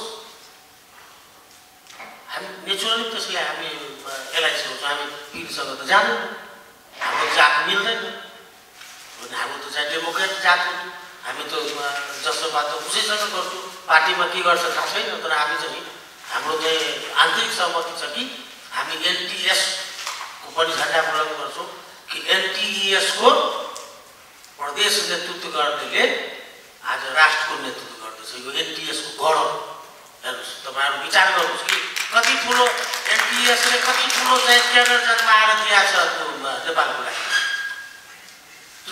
त्यो एनटिएसको गौरव हो भोलि म त त्यसको मेम्बर हो त्यसबाट म यसमा आएको छु तपाईँहरू ट्रान्सफर हुनुहुन्छ सबजना आउनुभएको छ हामीसँग त्यो हाम्रो गौरवको कुरा हो नि हामी त तराईको घरमा छौँ यसलाई पुरै नेपाल पहाड सबैतिर जोडिरहेको छु र चुनाव लड्ने कुरा नथिङ यदि कोही मित्र चाहिँ लड्न सक्नुहुन्छ र देशपुर हामी यदि क्याडर बोर्ड तयार गर्छौँ भगवान झा किन हरि यादव किन होइन त्यो विष्णुदेव शाह किन होइन यदि कोही हामीसँग हजारौँटा समर्पित भोटर छ भने म अरूलाई लड्छु म आफै लड्दैन त्यो पनि म तपाईँलाई तर हार्ने कन्डिसनमा भाँडभुँडो हुने कन्डिसनमा तपाईँहरूले ल तपाईँ राष्ट्रिय अध्यक्ष भए पनि तपाईँ प्रदेश 2 को अध्यक्षमा लड्नुहोस् भने आई विल फाइट इन्जिनियरको भलाइको लागि म लड्छु मलाई आफ्नो पर्सनल भलाइ केही छैन म जुन समाजसेवामा छु जुन मेरो योगदान छ मलाई जुनसुकै पार्टीमा गए पनि मेरो पर्सनलको लागि कुनै समस्या छैन मेरो आफ्नो जनाधार छ मेरो आफ्नो पोपुलरिटी छ म सबै इन्जिनियर साथीको लागि के गर्न खोजेको छु चाहे त्यो वार्ड अध्यक्षमा होस् चाहे त्यो काउन्सिलको मेम्बरमा होस् चाहे त्यहाँ प्रदेशको काउन्सिलमा राख्नु परोस् चाहे नीति आयोगमा राख्नु परोस् म तपाईँहरूलाई वचन दिन्छु म ल्याएरै छु म टिकट लिने बेलामा पनि 8 जिल्ला होइन अरू ठाउँमा पनि जब हामी 77 जिल्लामा जान्छौँ भने इन्जिनियरको तर्फबाट हामी ठुलो प्रेसर ग्रुप बनाउँछौँ हामी बौद्धिक वर्ग हो हामीले भोट दिएपछि हामीलाई पनि त रिवार्ड चाहियो नि हामीले उसको जनमत बनाइदिएपछि हाम्रो इन्जिनियरले पनि त बेनिफिट लिनु पऱ्यो नि हामी 2-4 जना एमएलए बनाएनौँ 2-4वटा मेयर र अध्यक्ष बनाएनौँ के काम छ इन्जिनियरसँग त केही नथी सब इन्जिनियर सबजना आफ्नो आफ्नो ठाउँ क्यापेबल हुन्छ तपाईँहरू कोही कसैभन्दा कम छैन सब पोटेन्सियल व्यक्ति नै इन्जिनियरिङ फिल्डमा हो त तपाईँहरूलाई के छ समस्या तपाईँ सबजना इन्जिनियर समाजको लागि गर्न खोज्नु भएको छ त्यसकारण आफ्नो टाइम कीमती टाइम र आफ्नो सब कारोबार छोडेर यहाँ जम्मा हुनुभयो यो त हाम्रो अगुवा लिडरको कार्यकर्ता हो हामी माघ फर्स्ट विकमा कमिटीमा विस्तृत 1000 इन्जिनियर हामी भेला हुन्छौँ। त्यो अभियानमा हामी भोलिदेखि लाग्दैछौँ। 8 जिल्लामा तपाईँहरूले आउँदैछु, तपाईँहरू जानु जिल्लामा कार्यक्रम गर्नुहोस्। हामी चाहिँ 1:2:4 को रेसियोमा चाहिँ अगाडि बढ्छौँ र हामी हाम्रो NTS परिवारलाई बोलाउँछौँ। हामी आफ्नो राष्ट्रिय इन्जिनियरिङ सङ्घ हुन्छौँ। अहिले पनि हाम्रो सहकारी हुन्छ। हामीलाई त्यो ब्यानरबाट चुनाव लड्न अप्ठ्यारो भएर हामीले यो बाटो समात्यौँ। हामीलाई बागर बनाउने प्रयास गर्यो। थाहा छ तपाईँहरूलाई के भन्छ? तपाईँहरू मेरो होइन, म चाहिँ मेरो होइन, ऊ होइन, कसको हो बाटो? एउटा धारा समात्नु पर्ने उपाय छ जसको लागि हामी गरिरहेको छौँ त्यसले नखेटिरहेको हामी यो हाम्रो होइन भन्छ। यो गजब कुरा छ। गुरुवार त्यस कारण चाहिँ आजदेखि स्वामित्व लियो भनौँ न, हामीहरू चाहिँ छातामा आयौँ। अब हाम्रो पनि कार्य छ नि त। हामीले हाम्रो परिवारको ठुलो संरक्षकत्व हामीलाई प्राप्त ताली दुवै हातले भन्छ हामीले गर्छौँ। इन्जिनियरहरूले बाट पाउँछ यो विश्वास दिलाउँदै हामी चाहिँ आगामी फर्स्ट विकमा कमिटीमा 1000 इन्जिनियरको भेलामा बन्द सत्र गरेर यदि हामीलाई त सबैले चाहिँ ल राम श्याम हरि जो लडे पनि 1000 भोट चाहिँ हामी दिन प्रतिबद्ध छौँ यसलाई भनेपछि हामी चलाएको तपाईँ हामी सबले छानेको व्यक्तिलाई प्रदेश सूचीमा यसले मानेन, कसैले मानेन र मेरो पर्सेप्सनले के भन्छ सायद आज यो ठाउँमा नेपाल तराई इन्जिनियर समाज भएको भए बेटर हुन्थ्यो। अब अझ पनि केही सकिन्छ भने साथीहरूसँग समय छ र 8 जिल्लामा घुम्ने क्रममा यसपालि मैले एउटा नयाँ कुरा के सिकेँ भन्दाखेरि बेङ्गलोरबाट पढेर आउने साथीहरू, इन्डियाबाट आउने साथीहरू नेपालको इन्जिनियरको मूलधारको राजनीतिभन्दा बाहिर छ र हजारौँका सङ्ख्यामा छन् तिनीहरू। हाम्रो एकजना राजु यादव भाइ छन्, भतिजो पनि हो गाउँको, अनि उसलाई मैले 8 जिल्ला लगेँ जहाँ जाँदा पनि उसका साथीहरू केही न केही विजय सङ्ख्यामा छन् र जुन यो सङ्गठन निर्माण भएको छ उसमा उसको महत्त्वपूर्ण योगदान छ। त्यसै गरी हाम्रो प्रिन्स पूर्व भतिजो हो, उसको पनि 50 जनाको साथी आएको छ। उसलाई पनि म हृदयदेखि धन्यवाद दिन चाहन्छु र उसले पनि यो चुनावलाई एउटा अभियान बनाओस्। अब यसै गरी जति पनि साथीहरू तपाईँहरूको सहयोग थियो, अब म आफू पनि सरकारी जागिरे, मेरो आफ्ना पनि धेरै कामहरू छन्, कतिसँग कुरा गर्न भ्याइन्छ भ्याइँदैन। यो कुरालाई मध्यनजर गर्दै हामीले 51 जना त नेतै बनाएका छौँ। जम्मैको भूमिका र जिम्मेवारी बराबर छ भन्न चाहन्छु र हाम्रो मुकेशजीले अन्तमा केही राख्छु भन्दै हुनुहुन्थ्यो। उहाँको 2 शब्द बढाउँदैन चुनाव जित्न सकिन्छ। मधेसको जनसङ्ख्या 51% छ, तर त्यहाँबाट आउने प्रतिनिधिको सङ्ख्या कति हुन्छ? एकदम थोरै हुन्छ। भनेपछि हामीले सङ्ख्या मात्र बढाएर हुँदैन, हामीले हामीसँग मिल्ने विचार बढाउनुपर्छ, त्यसलाई कन्भिन्स गर्न सक्नुपर्छ कि अहिलेसम्म हामी जति पनि मधेसका इन्जिनियरहरू छौँ त्यो काहीँ न काहीँ युज भएकै छौँ पोलिटिकली। र हिजो अस्ति पनि सरसँग कुरा हुँदाखेरि हामीले भनेकै छौँ कि हामीले नन पोलिटिकली अर्गनाइज भयौँ। विगतको इतिहासदेखि सरले 27 वर्षको आफ्नो अनुभव सुनाउनु भयो, कोही सरले 10 वर्षको अनुभव सुनाउनु भयो र त्यो दौरान हामीले नन पोलिटिकली अर्गनाइज भयौँ र पोलिटिकली युज भयौँ। वर्षको इतिहासमा कहिले पनि अध्यक्षको जस्तो रेस्पेक्ट भने हामीलाई उहाँहरूले दिन चाहनु भएन। भनेपछि उहाँहरूले हाम्रो नेतृत्व स्वीकार गर्नु भएन। पुनः फेरि स्वागत गर्दैछु जानकी टेलिभिजनको यो ग्राउन्ड जिरोमा। के हेर्नुभयो त अहिले भर्खरै तपाईँहरू सुन्नुभयो, राजेन्द्र महतो बडा क्रान्तिकारी भाषण दिनुहुन्छ। ओलीलाई छोड्दैन, सत्ता हामी कब्जा गर्छौँ, ओलीलाई पदच्युत गर्छौँ भन्नुहुन्छ। अर्कोतिर सर्वसत्तावादको कुरा गर्नुहुन्छ। मोहन ठाकुर भन्नुहुन्छ प्रश्न रूपले यो देश एक वर्ग एक जात एक लिङ्गको भएको छ, यसलाई बहुजातीय बहुधार्मिक बहुसांस्कृतिक राष्ट्र बनाउँछु भनेर। तर के राजेन्द्र महतो र मोहन ठाकुरले मात्रै भनेर पुग्छ त? यो इन्जिनियर समाजको भेलाले के सङ्केत गरियो त? तपाईँले प्रश्न उपस्थिति हेर्नुभयो, राज्यमा पक्षको आज उपस्थिति थियो। यसमा कैयौँ प्रतिशोधको भावनाले गरिएको कार्यक्रम त होइन। एकातिर युवाहरूको कार्यक्रम नेपालगञ्जमा होस् या जनकपुरमा होस् उपेन्द्र यादव गर्दै हुनुहुन्छ भने अर्कोतिर मोहन ठाकुर कार्यक्रम गर्दै हुनुहुन्छ। पार्टी एकीकरण या पार्टी विभाजन कतातिर जाँदैछ? समायोजन हुन बाँकी छ वर्गीय सङ्गठनहरू, भातृ सङ्गठनहरूको समायोजन बाँकी छ। तर हेर्नुभयो भित्र के भइरहेको थियो। अब हामी प्रश्न बताइदिउँ, ग्राउन्ड जिरोले यसको खोजी गर्दैछ, आखिर पार्टी कतातिर जाँदैछ। महिला नेत्रीहरू खै कुनै पनि मञ्चमा महिला नेत्री देखिनुहुन्न। युवाको मञ्च पनि खाली छ। हामीले अस्ति पनि देखाएका थियौँ, उषा यादव बाहेकको युवा नेत्रीहरू छैनन्, महिला नेत्रीहरू छैनन्। आज पनि तपाईँ प्रश्न हेर्नुभयो, मञ्चमा एकजना पनि महिला नेत्री छैनन्। कहाँ गए रेणु यादव? खोज्नुपर्छ, खोटाउनुपर्छ, त्यस्तो नेतृत्वहरूलाई स्थापित गर्नुपर्छ। विगतमा सरिता गिरी चाहिँ हाल नहोस् अरू नेताहरूको भन्ने हाम्रो अभिप्राय हो। हामी संहिता जोगाउने पक्षमा छौँ। ग्राउन्ड जिरोले जहिले पनि राष्ट्रलाई संहितामा राख्न चाहन्छ, संहिताको अधिकार फलीभूत गराउन चाहन्छ। तपाईँ हाम्रो कार्यक्रम नियमित रूपले हेर्दै गर्नुहोला र हामीलाई यसको कार्यक्रम कस्तो छ, हामी के देखाउँछौँ तपाईँलाई, कहाँ पुगाउँछौँ, यो कुरा तपाईँ हेर्दै राख्नुहोला। तपाईँ हामीलाई निरन्तर फिडब्याक दिँदै गर्नुहुन्छ भन्ने आशा गर्दै म सम्पूर्ण दर्शकहरूबाट बिदा माग्दछु। तर हेर्दै राख्नुहोला जानकी टेलिभिजन। जानकी टेलिभिजन तपाईँ फेसबुकमा पनि हेर्न सक्नुहुन्छ। फेसबुकको लागि हाम्रो address Janaki television SD, like गर्नुहोला। त्यस्तै हामीलाई तपाईँ युट्युबमा पनि सब्सक्राइब गर्न सक्नुहुन्छ, www.youtube.com Janaki television SD subscribe गर्न नबिर्स्नुहोला। हामी तपाईँलाई दुनियाँको कुनै पनि कुनाबाट देखिन्छौँ। आजको लागि यो प्रेमचन्द झाको समय सिद्धिएको छ। फेरि भोलि अर्को विषयवस्तु, अर्को एउटा मुद्दा लिएर उपस्थित हुने बाचा गर्दै म प्रेमचन्द झा बिदा माग्दछु। नमस्कार।